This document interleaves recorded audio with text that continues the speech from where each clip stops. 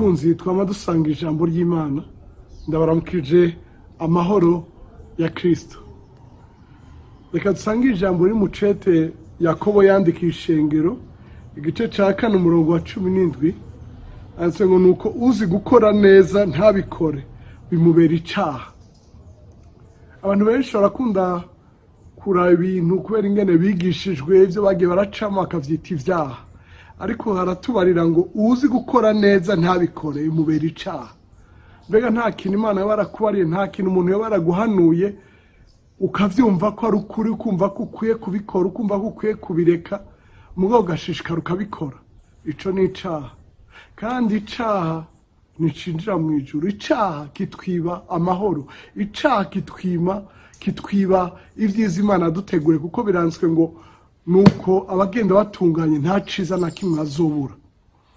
Nabanaje gusoma icete ca Yakobo mbona impanuro nyinshi. N'umuntu abateoloje bita umuntu pratique, pragmatique, n'umuntu ivyiwe ni ibintu biri nka sugufata mu kirere, ngurizera urazi ibintu vyinshi vyo kwizera, ati nyereka ibikorwa. Bimwe rero mu mpanuro yagiye aratanga, n'umuntu yatanze impanuro ziri pratique ngenderwako zikomeye mu ishengero, mu bantu hagati n'abandi. Abandanya kimwe mu bintu yakaze ko canke yahaniye ko abantu tukibona mu gice ca mbere umurongo wa 19 kubandanya. Anse ngo ivyo murabizi bene data nkunda, yamara umuntu wese nihutire kumva, atewe kuvuga, atewe kuraka, kuko uburake bw'umuntu budakora ivyo kugoroka kw'Imana. Nuko rero mwiyambura imyanda yose n'ububi busigaye, mwakirana ubugwaneza ijambo ritewe muri mwebwe rishobora gukiza ubugingo bwanyu.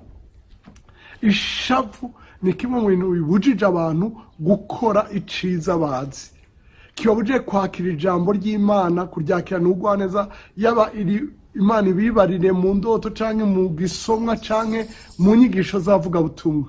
Ishavu rituma abantu batiyumvira neza, ishavu rituma abantu badadaza.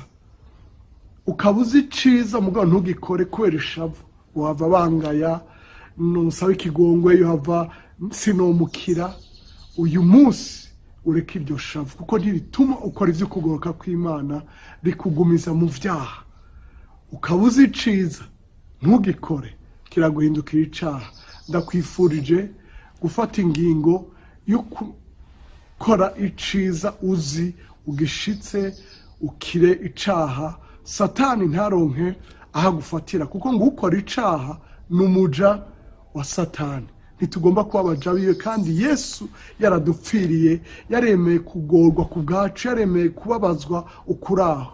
Imana ibahezagire, mumenye iciza kandi mugikore, mubanye no mu vyanya aho muherereye hose, muragahezagirwa.